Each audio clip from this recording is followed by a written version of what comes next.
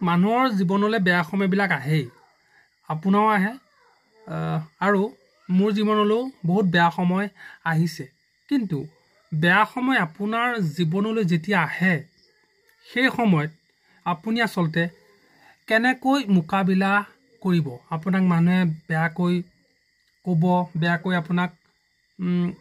মানে ঠাট্টা মস্কৰা কৰিব সেই সময়তে যদি আপুনি নিজকে ভাঙি পেলায় তেন্তে হলে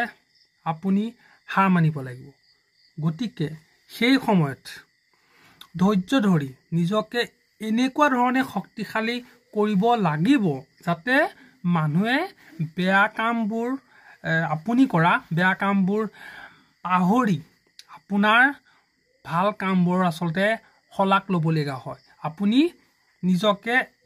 আসলতে মানে তেনেকুৱা ধৰণে আপুনি শক্তিশালী কৰিব লাগিব